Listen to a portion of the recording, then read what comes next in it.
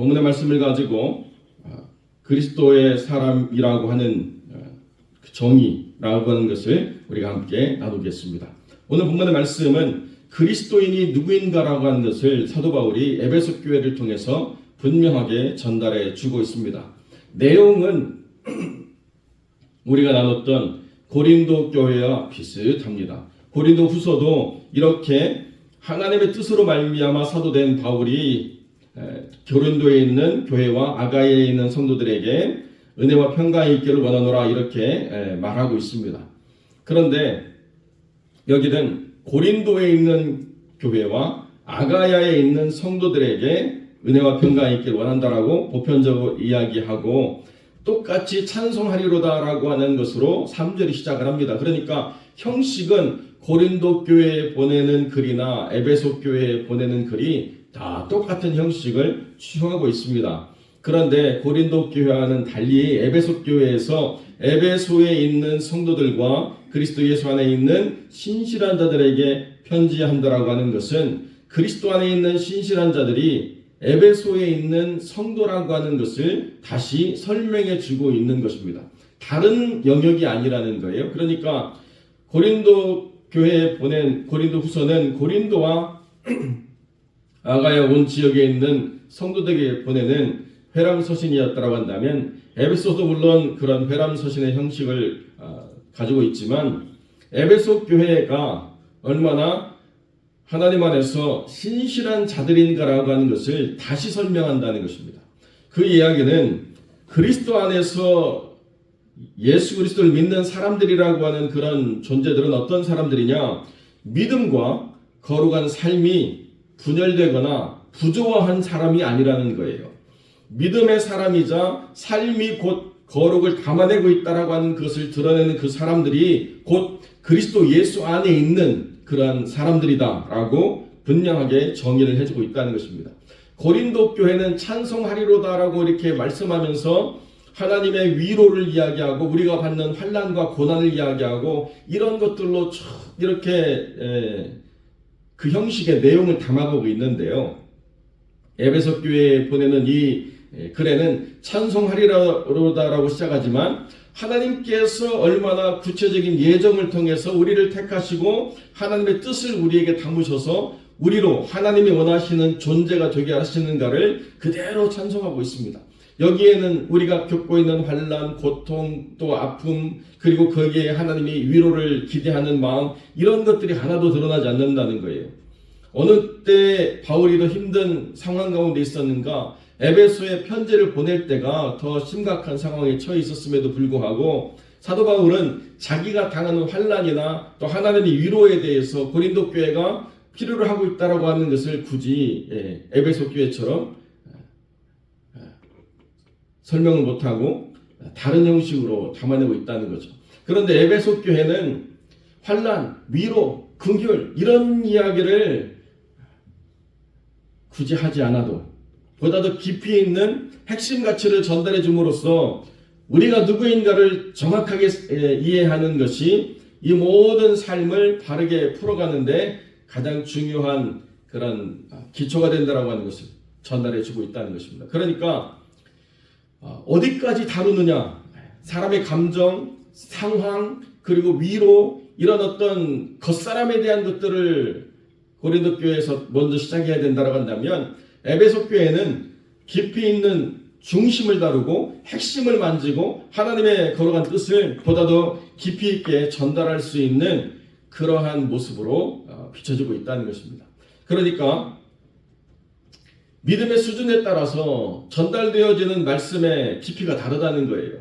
내가 믿음이 깊어질수록 어떤 목사님의 말씀이 더 이상 다가오지 않고 더 깊이 있게 다루는 목사님의 말씀이 다가옵니다. 이렇게 말하는 것도 사실 그렇게 이상한 것은 아닙니다. 물론 어떤 말씀이든지 내가 그 말씀 안에서 하나님의 음성을 듣고 그 은혜를 찾으려고 해야 되는데 자세가 있지만 영적 성장이라고 하는 기준으로 바라보면 보다 더 깊은 것을 나에게 전달해 주는 그런 말씀을 사모한다라고 하는 것이 꼭 무의미하거나 또는 잘못된 것이라고는 말할 수가 없는 부분이 있다는 거죠. 그러니까 우리 스스로가 영적으로 성장하기 위해서는 계속 우리 안에 보다도 본질에 대한 이야기를 전달할 수 있도록 서로의 관계가 더 깊어져 가는 것, 이것이 얼마나 축복인가를 우리가 알아가야 된다는 것입니다. 그리스도인들이라고 하는 것은 믿음과 거룩한 삶의 일치를 가졌기 때문에 은혜와 평강이 있기를 다 축복하지만 그 은혜와 평강을 고린도 교회는 누리지 못했고 에베소 교회는 붙잡고 있다는 거예요. 이게 두 교회의 차이라는 거죠. 내가 믿음 안에서 하나님을 고백하고 고백한 대로 내가 삶을 살아내려고 하는 일치된 삶의 자세와 또 성취가 있다고 한다면 은혜와 평강이라고 하는 것은 상황과 조건이 주는 것이 아니라 하나님이 주신다라고 하는 것을 분명히 경험하게 된다는 것입니다. 사람들은 상황과 조건에 감사를 하고 결과에 감사를 하는데요. 믿음이 깊어지면 깊어질수록 상황과 조건, 결과에 대해서 감사하는 것이 아니라 그것들을 주시는 하나님께 감사하게 되어 있다는 거예요. 이게 핵심이라는 것입니다. 그러니까 내 평강은 내 눈에 차서 평강한 게 아니고 하나님의 평강을 주시기 때문에 내가 이 평강을 내 삶에 적용하고 다스릴 때 하나님이 주신 평강이 내 삶에서 임하는 것을 내가 경험하게 되는구나 라고 생각하게 된다는 것입니다. 만약에 그것이 아니면요, 우리도 믿지 않는 사람들처럼 명당자리 찾아야 되고 좋은 날짜 찾아야 되고 또 어떤 방향으로 가면 안 되고 누구 만나면 안 되고 온갖 조건과 상황 속에 다 갇혀가지고 옴짝달싹 못하게 우리를 올가매는 올무에 매이는 삶이 마치 보호받는 삶이라고 착각하는 생각을 갖게 된다는 것입니다. 그리스도 예수의 사람들은 하나님이 주신 평강으로 내가 주어진 삶을 평강으로 다스릴 수 있는 권세를 가진 사람이라는 것입니다. 그러니까 어디 가야 은혜 받고 어디 가야 평강을 누리고 어디 가서 좋은 것이 아니라 내가 평강을 이 세상에 전달한다. 하나님 내게 평강을 주셨기 때문에 내게 은혜를 주셨기 때문에 내가 누군가의 은혜를 전달한다. 내 상황과 조건이 만들어내지 못하는 하나님 내게 부여하시는 은혜를 내가 전달한다 라고 하는 것이 우리의 정체성이라는 것입니다.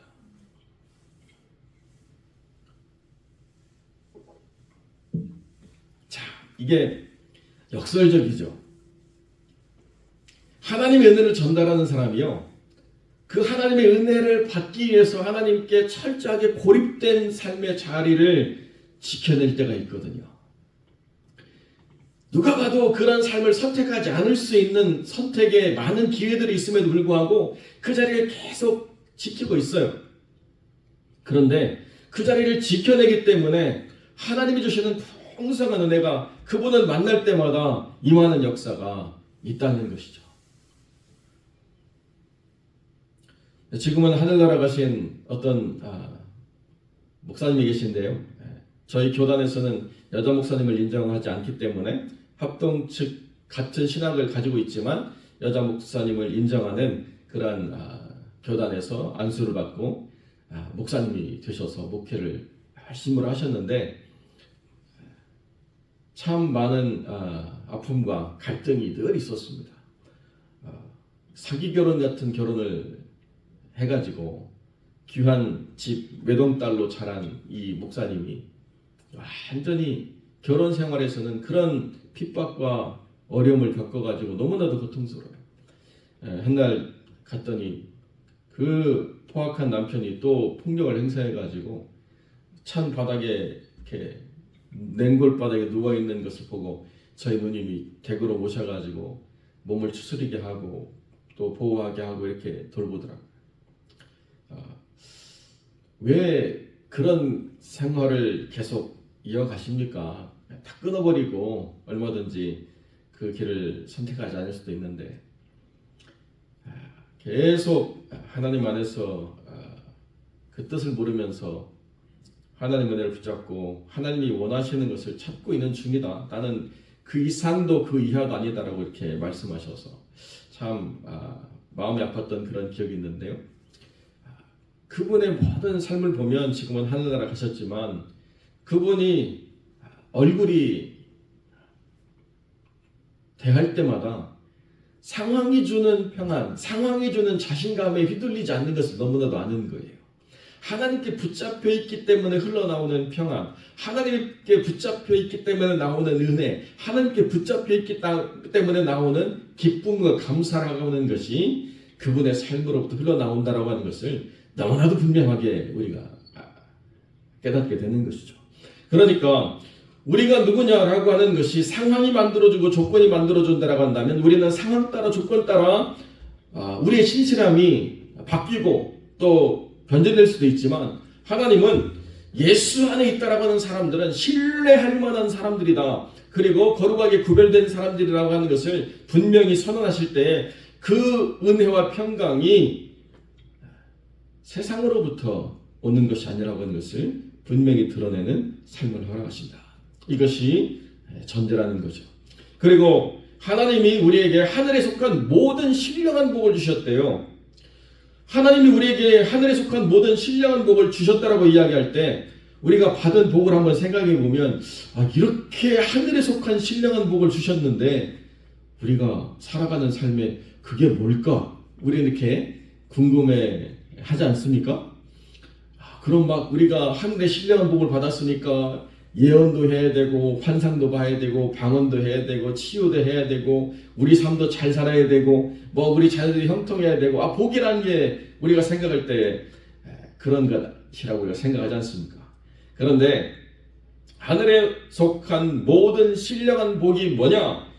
4절, 5절, 6절에 주님이 이렇게 사도 바울에게 설명하라고 말씀하시는 거예요. 하나님의 거룩한 택하심이 하나님이 창조하시기 전에 우리를 향한 하나님의 걸어가신 계획이 있었다는 거예요. 이것이 다른 어떤 피조물도 누리지 못하는 엄청난 복이라는 것입니다. 하나님이 다른 어떤 창조 세계에 대한 관심과 집중을 두지 않으시고 모든 관심과 집중을 어디에 행했느냐? 사람에게만 두고 계시다는 거예요. 이것이 복이라는 것입니다. 다른 어떤 것으로 이 세상에서 우리가 무엇을 덧입거나 누리거나 하라고 하는 것은 그것은 복이라고 말할 수가 없는 거예요. 복이 뭐냐? 하나님이 우리만 지금 집중하고 계시다는 거예요.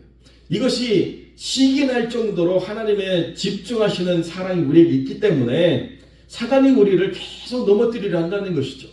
그만큼 하나님의 입장에서는 오직 우리 자신이 하나님의 존귀한 자로서 택하심을 입었고 그 안에서 거룩하고 흠이 없게 정결한 존재로 하나님을 설 때까지 계속 우리를 다루고 계신다. 이게 하나님이 우리에게 허락하신 복이라는 것입니다.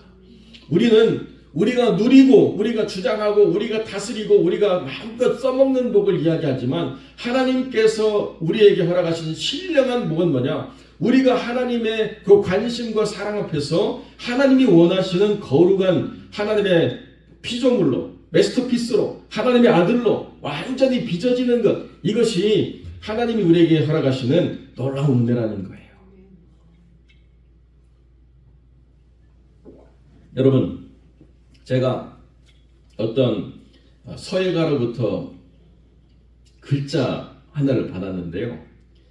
그분이 아무에게나 이렇게 글을 써주신 분이 아니죠. 보통 이게 자기 이름이 있거나 낙관을 해서 경제적인 어떤 가치를 갖는 작품이 되면 참 그런 것들을 쉽게 주지 않지 않습니까? 그런데 우연한 기회에 제가 그분한테 글을 한 글자를 받게 됐는데요. 묘산자 있잖아요. 묘산자인데 그 글을 보면 산이 아니라 강물이 흘러 넘치는 것처럼, 굽이치는 강이 흘러 넘치는 것처럼 형상화한 글자를 딱 이렇게 쓰는 걸로 유명한 분이에요. 그런데 그분이 저한테 이렇게 약속을 하고 난 다음에 아무런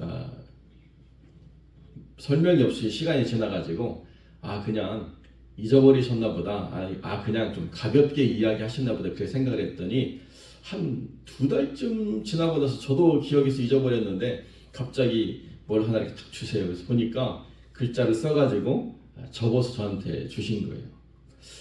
그럼 저한테 하시는 말씀이 이게 자기 원하는 대로 안 나와가지고 계속 원하는 그 형상이 나올 때까지 계속 해가지고 결국 마음에 들어서 저한테 준다고 하시더라고요.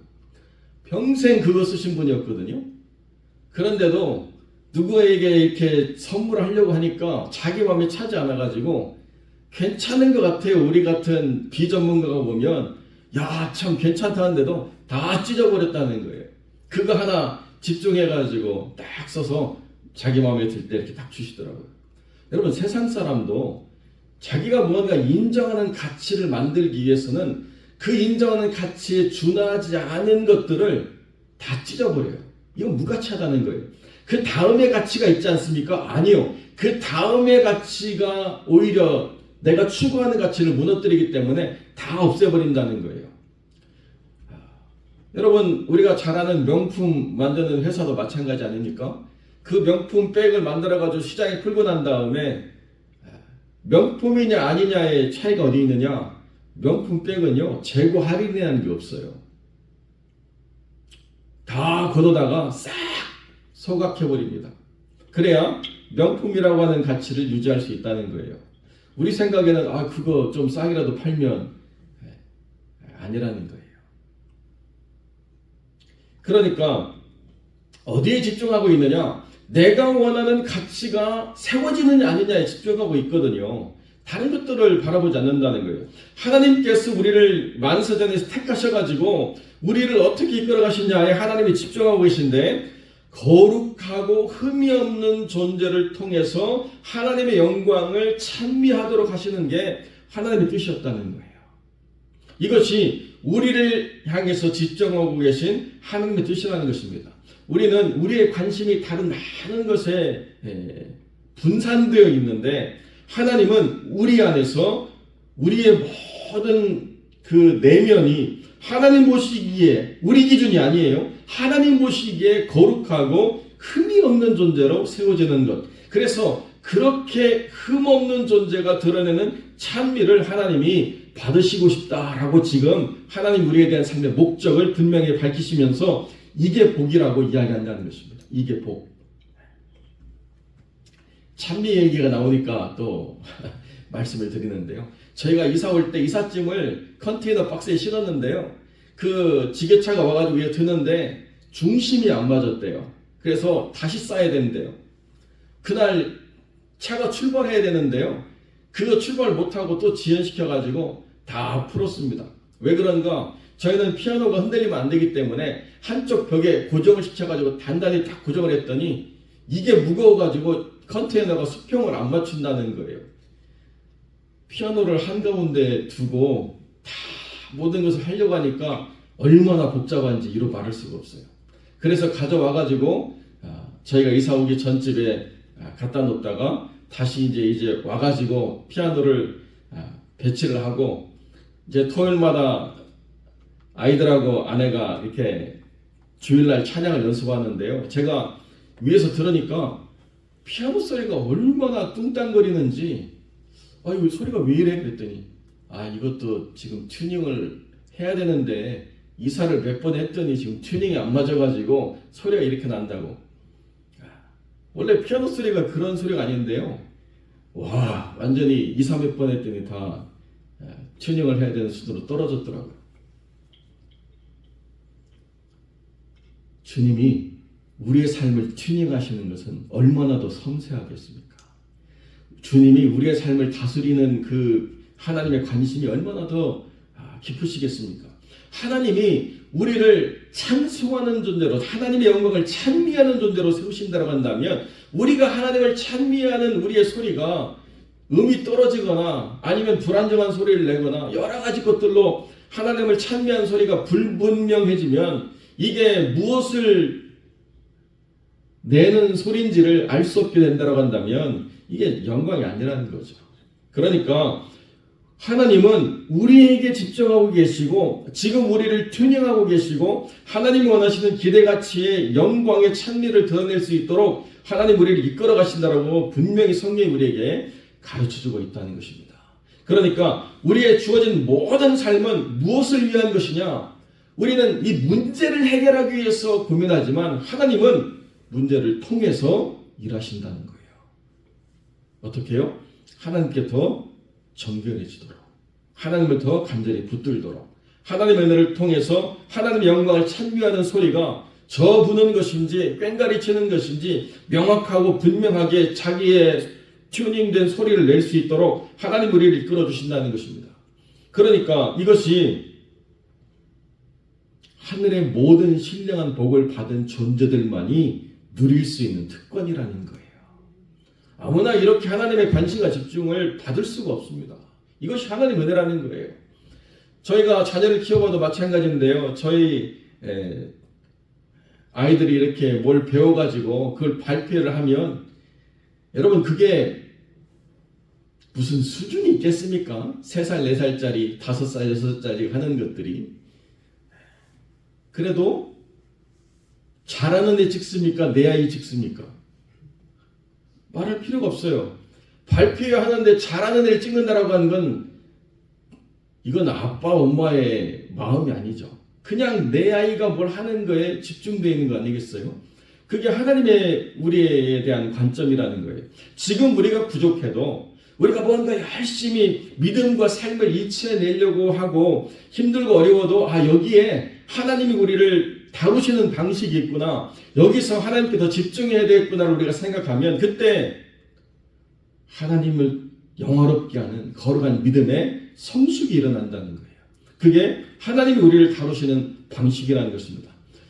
바울은 지금 자기의 삶의 처지가 이런 거를 말할 수 있을 만큼 대단하게 지금 편안한 가운데 성공한 목사로 떵떵거리면서 하는 이야기가 절단코 아닙니다. 바울은 지금 말할 수 없는 고통과 어려움 가운데 있지만 그것을 말할 필요가 없는 영적으로 분명히 깨어있고 성숙된 하나님의 사람들에게 내 형편과 처지에서도 나도 이렇게 힘들지만 참고 있다 이런 이야기를 할 필요가 없는 하나님을 기대하는 사람들에게 이런 메시지를 전달해 주고 있다는 거죠. 사랑하는 성도 여러분, 여러분은 하늘의 신령한 복을 한 가지만 받은 분이 아닙니다. 모든 신령한 복을 받은 분이고요. 여러분이 가지고 있는 그 평강과 은혜를 가지고 세상을 다스릴 수 있는 권세가 있는 분입니다. 그 권세를 마음껏 펼치십시오. 이 하나님의 평강이 우리의 삶을 다스리고 이 하나님의 은혜가 이 교회 안에 충만하기를 선포하고 그렇게 삶을 드러내는 복된 영혼들이 되시기를 주님의 이름으로 간절히 축원드립니다.